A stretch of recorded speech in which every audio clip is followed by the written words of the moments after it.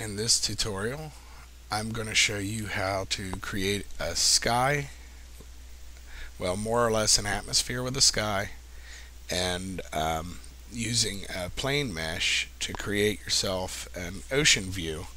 So in doing so, I'm going to show you how to make water as well. So what we're going to do for the start is create a sphere. This is going to be your atmosphere. Let's go ahead and make it about that big just for the start. We're going to name this atmosphere.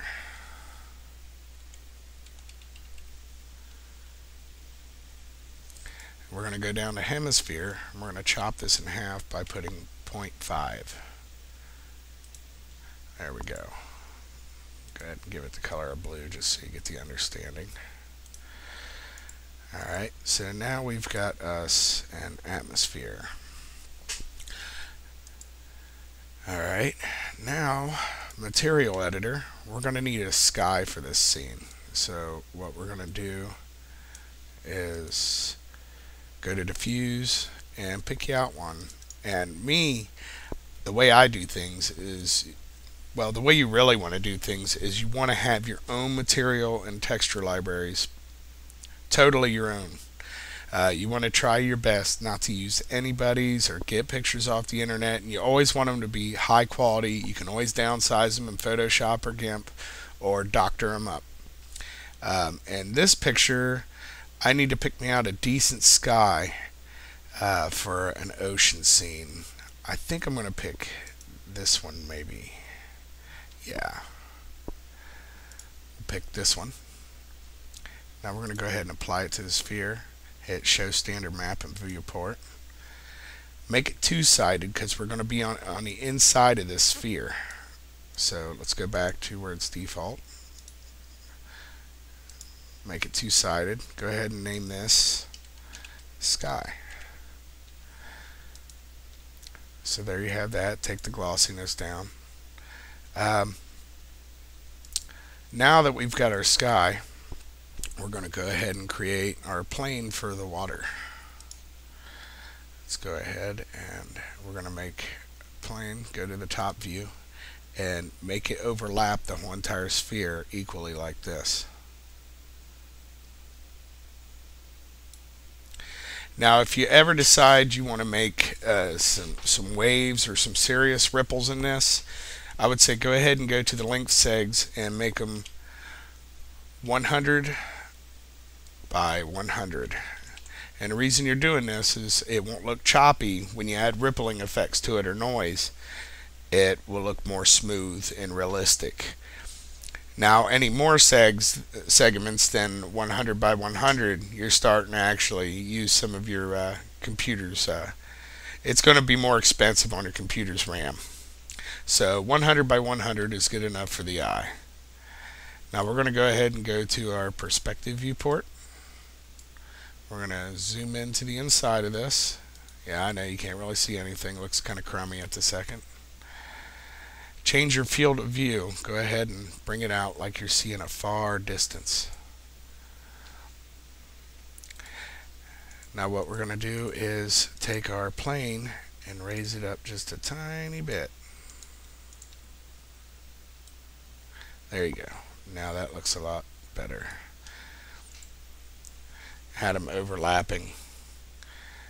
Right, let's get us more of a good camera view.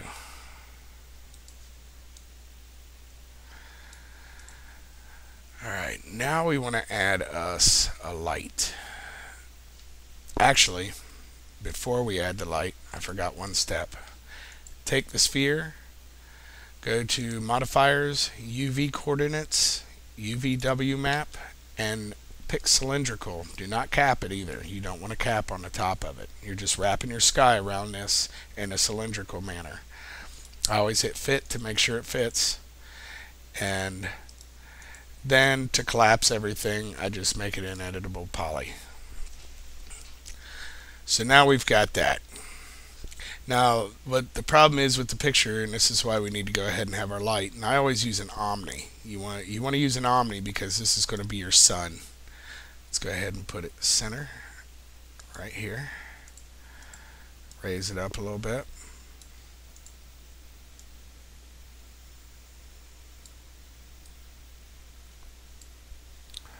There we go. That should work. Let's go ahead and go to our sun's properties. Let's name the Omni sun. Shadows, we want to use ray tracing. I always use them. Very good for everything.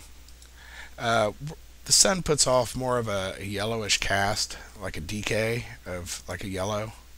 You want to try to have that, especially if you're doing a sunset. We're going to go to decay. We're going to make it inverse. The reason we're doing this is because this will put off more of a sunlight type of look.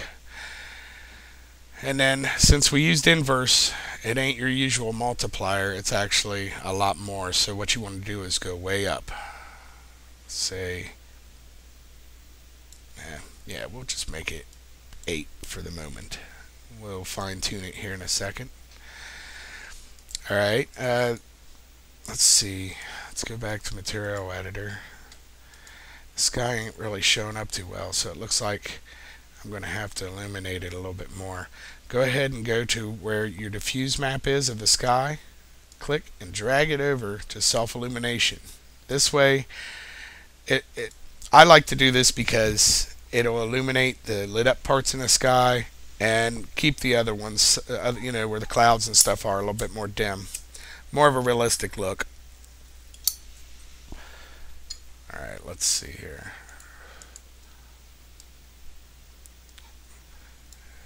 I wonder why it's doing that. It's kind of weird. Maybe it's where I've got it. Not sure. Let's go ahead and hit render. I want to see what's up here. Wrong view. Okay, I guess that works. Well, for the start, we'll go ahead and go here and just make the self-illumination like this. Now you can see what you're working with a little better. I should have did that more at the start so you can see things. Go ahead and maximize your perspective view. Now notice you got a seam right here and the clouds look way stretched. Well, for this scene, since we're just going to be looking forward, we want to go ahead and we're going to take and mirror it. Well, for one, that gets rid of the seam, and for two, the clouds aren't as stretched as much. Let's go ahead and pick what looks nice for this scene. We'll say this view right here. That looks good enough to me. Let's go ahead and render it, see what we got. Alright, now the sun has went away because of the fact that we have pretty much self-lit the sky. It's not going to absorb any light from the sun, the Omni. Now to change this, since we've already pretty much positioned our sky and got it figured out, we can go back to it. We're going to drop the self-illumination back down to copying this over your diffuse.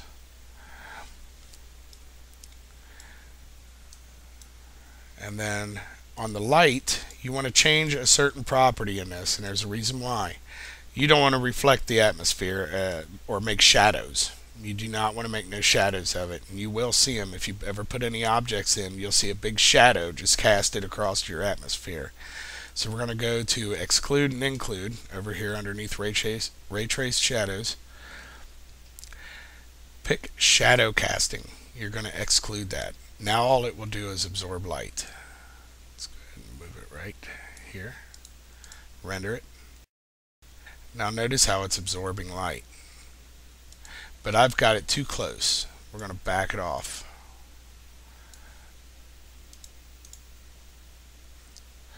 That is way too bright. Let's go ahead and drop the multiplier down to probably 5.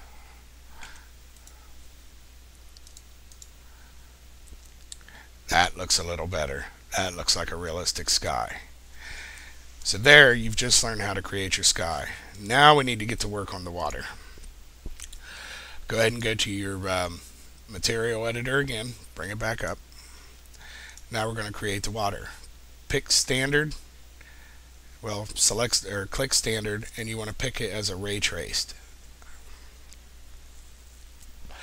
Go ahead and uncheck the reflect box.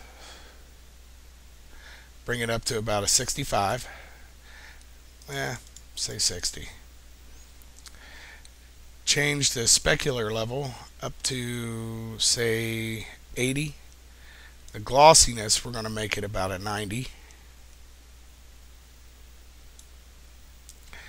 Now, to achieve the ripple effect without using any kind of mesh deformities, and this is actually cheap on the RAM of your computer, is we'll go to bump and we'll pick noise.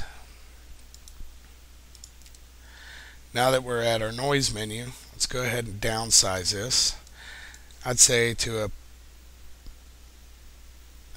size 1 just for now. Make it a fractal. Not really seeing a change yet. Let's go ahead and render this. Yeah, I'm gonna have to go back, make sure we show this in the viewport.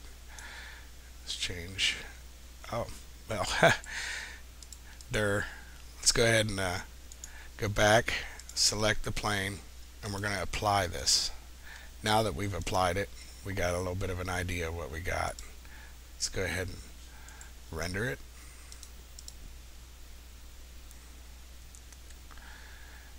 See that? Now you're starting to get a little bit of a water look, but the noise is just too big. It don't look right for the scene. Well, to me anyway. So we'll go back to the material editor, and this is where you're going to tweak the values to make more of the ripple effects the way you feel comfortable with your scene. Alright, so we'll go back down to bump, go to the noise, let's drop it to a 0.8. Let's try it again.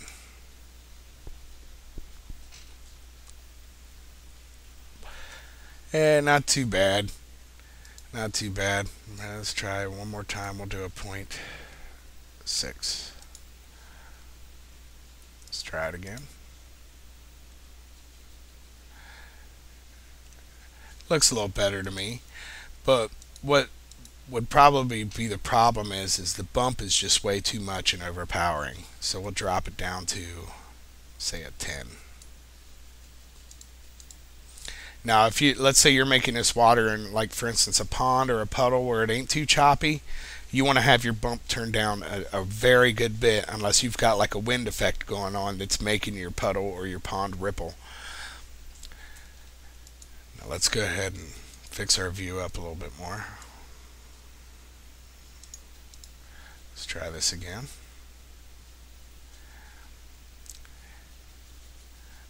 It looks pretty good. I think we're going to give it more of a reflect though. Say about 70. See, and this is why we've got the atmosphere, because the ray trace material reflects everything, and if you use the environment background, it's just going to stay still when you move your camera or anything, and it's just not going to look right. Let's see, we're going to move the bump back up maybe to, say, 15. You got to bear with me here. This is what you're going to be doing too. You're going to be tweaking these values until you find what you like. The water just does not look right to me.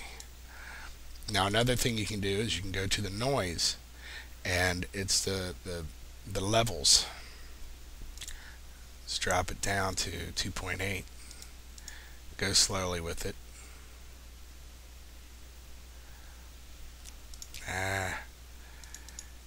Let's see, 2.5. We'll go 2.0.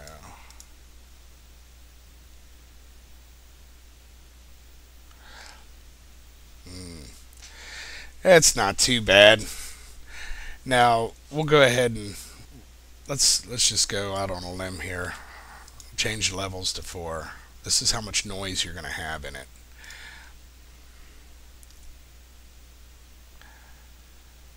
Okay, maybe that's what I'm wanting. Let's see, we'll make it a 6.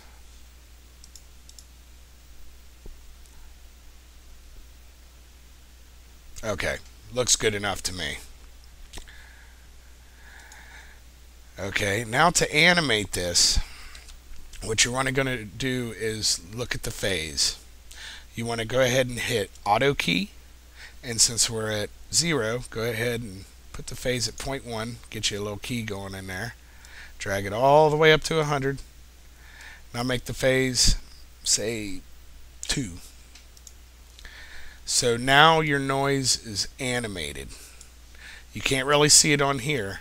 So what I'm going to do is I'm going to go ahead and stop this video, render it, and then come back to it and show you on a video player I've got to show you what you're achieving out of changing the phase.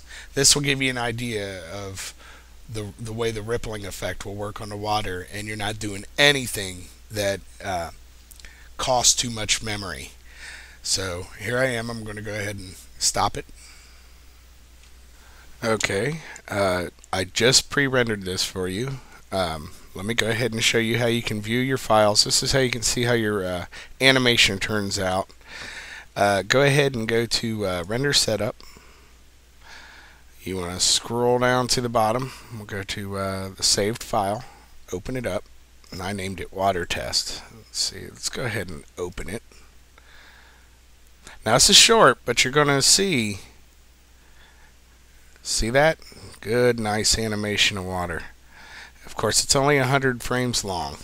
Now, since you've got the phase at 2.0 at the 100th frame, let's say you made this 200 frames long, you want it to be 4.0. And say 300, you want it to be 6.0 on the phase, etc. You pretty much get the point there. But for this one, we'll keep it at 100 because I'm not going in too much depth there. Alright, now that we've got our water established, I'm going to show you now a way to make this loopable, the phase in this. You want to go ahead and go to, let's see, Graph Editors, Curve Editor. Now this is a material that we're going to edit. We'll go ahead and go to, let's see, Scene Materials. We're going to go to Default, the Ray Trace, Maps, Bump Map Noise. Open it up, and there's the phase right there. Now see how this is? What we're going to do is we're going to straighten it. You want to put set tangents to linear. This way it don't start up slow or end slow. It keeps it constant. Now that you've done that, when you animate it, if you was to put it, let's say you went ahead and animated your full production of it, and you was to put it into whatever you use to compile your videos, if you was to crossfade it, you wouldn't notice the difference. It wouldn't slow down or speed up. It would show it a constant flow of the same phase. And now here's one thing you can do to the water. Now this makes it to where it ain't really loopable because it's hard to, trust me, you'll see if you try it. You want to go ahead and take the plane, and this is for if you want to have really choppy water or some waves. So we'll go to Modifiers, Parametric Deformers, and pick Noise. Now that we've got a noise on our plane, what we can do, and this is exactly why you wanted to have the segments of 100 to 100 on the plane. So we'll pick edged faces so we can see what we got now that we're going to be working with this as a mesh deformity. I again pick fractal. You want to go ahead and say, well, the waves are only going to be up and down, not side to side, so you want to go to your z-axis and say we'll put 2. Now we'll probably have to lift the water up. That's the crummy part. So we'll have to adjust things now because we're starting to add depth to what we've got. Alright, let's see. We'll go ahead and scale it down. This is how you get your amount of ripples. Okay, that's too much, so we're going to drop the scale. Okay, the scale we're going to leave it how it is. we're going to drop the strength down.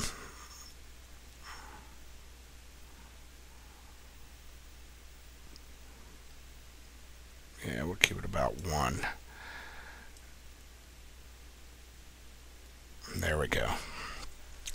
Now, when you go to render, I'm going to go to setup actually, and we're going to do single, and we're not going to save the file because this is just to show what it looks like now that you've achieved being able to animate, for now anyway. So now you've got your water looking a little more choppy. Let's go ahead and render this, and you'll see. Now you've got a little bit more of a wave texture to it. We'll go ahead and move the water up a little more. I'd like a little more wave just for this tutorial, just to show you how far you can go with this. We'll go ahead and move the Z-axis a little more. Say 1.5, scale it up a little bit. That looks good. So we can make it even look a little more choppy. Now this is animatable as well. So at the start, we'll go ahead and hit Auto key. Now you see phase, we're going to put it at 1. Now this is a little different. I wonder why it says phase 100. That's animate noise. That's too fast. See that? That's just way too choppy looking. We'll do, say, 15. It'll be a little slower.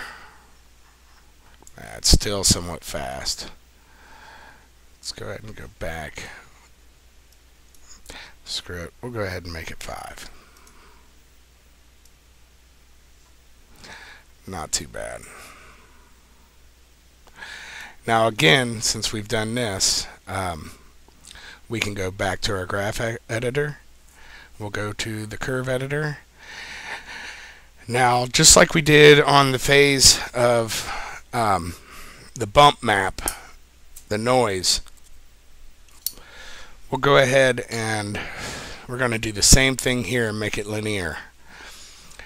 Alright, so we've got the plane. Let's see, where's it at? Modified object, noise.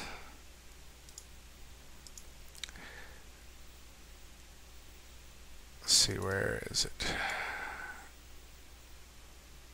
Phase.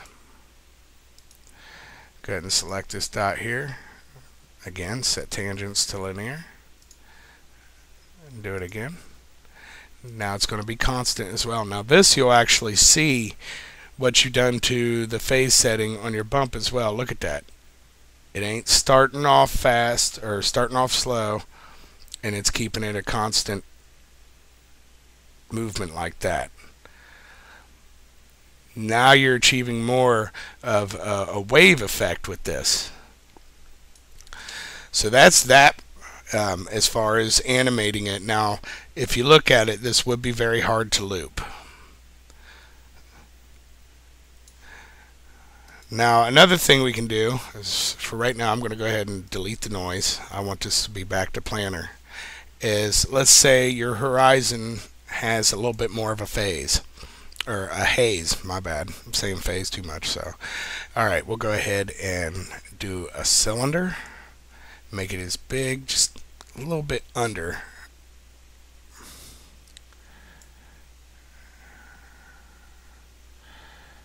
We'll go ahead and size it up a little bit to maybe about there. We'll go ahead and take the height segments down. Sides of 18 is fine. That's not really going to matter as much. We're going to go ahead and convert it to an editable poly. Delete the top. So now we have us like a cylindrical barrier going all the way around. And the purpose of this is we're going to create our haze. Now how we do this is we go to the material editor and we're going to create another material. Let's go ahead and apply it real quick to make sure we got it. Hit the show in viewport. Now we want this diffuse to be a gradient ramp. Actually, no, we're going to make the diffuse white, and we're going to make the opacity a gradient ramp.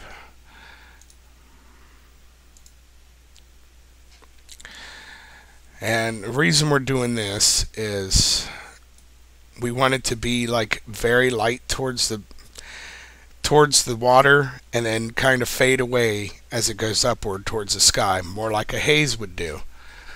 If I'm correct, I might have picked it wrong. Let's see, hold on. Gradient type. Radial. It's been a while since I've done this. Actually, go to gradient. That's it. Discard old map. Now, you can see it shows how it's faded towards the top of it and more lit towards the bottom. Now let's go ahead, and what we'll need to do is go to our light, our sun again, and we want to exclude shadow casting on the cylinder, because you don't want to, you want it to look as if it's there but illuminated. You do not want to cast a shadow. Now let's go ahead and see what we got. Not much at all at the moment. So this is where we're going to scale it. Oh, not the sun.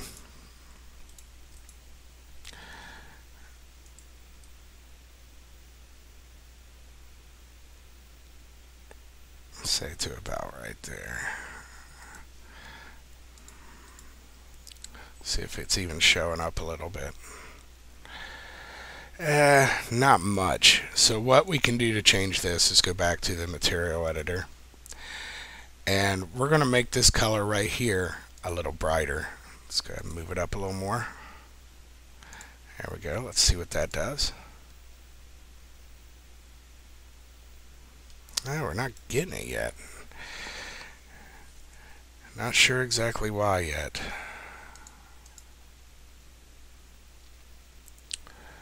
No glossiness. Two-sided. That's why. So there it is. It's overpowered. What I need to do is, I forgot to see, you want to make sure you check it two-sided. I forgot, since we're looking on the inside of the cylinder instead of the outside of it. We'll go ahead and tone this back down. Now let's take a look at it. Okay, now we're getting more of a horizon line there. It's a little too bright. We'll go ahead and tone down this one as well. Let's see, we'll tone this down even a little more. Just tweak it like I'm doing. The darker it is, the more opaque it's going to be and less light. You want it to be a little bit more of a see-through, but more bright towards the base of the water and the sky where they meet. Let's try this again. There we go. Now you've achieved your horizon line. So you pretty much have learned how to make a sky, the sunlight, the water, how to animate it, how to make noise to it so you can have more of a choppy water, and now you've got a horizon line on your water. Now this looks almost like there's a mushroom cloud going off, so what we're going to do is we're going to turn the sun down. Now you can start fine-tuning your scene as you've got everything. We'll go ahead and knock this multiplier down to, say, 4.2. And then the cylinder was kind of a little too high. So that's the sky. There we go. Drop it down a little more. There we go. Oh yeah, by the way, another thing you can do with your sky is you can actually pull it down a little bit like this. And here, I'll show you what I've just changed about it too. Makes things, well, I pulled it down too far. It depends on your scene and your field of view. but sometimes I've found it necessary to scale the sky down a little bit. We'll go ahead and have it where it was. Alright, so let's look at that again. Alright, looks fine. Sun's not too bright or anything. Now the water, if you're wondering, okay, what do I do? It's looking a little too silvery. Well, you can go to your water map and you can go ahead and see, let's go back to the default. You can change your diffuse color. So I want to give it more of a dark green water type of color. We'll see what we can get out of that. And then you can also drop the reflect down. We're going to put it down to 65.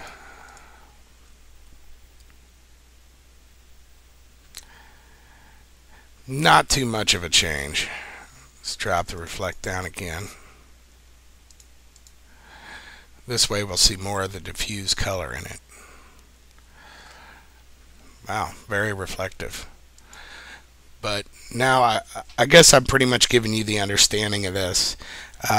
You just want to tweak your options around, and then next thing you know, you're going to have exactly what you want. I've found myself for hours just tweaking the whole entire scene, changing things around, and then finally getting what I like. It's almost like a painting. Sometimes you don't like it and you just want to change it again. So it's just never finished in your eyes, but it might look right to others.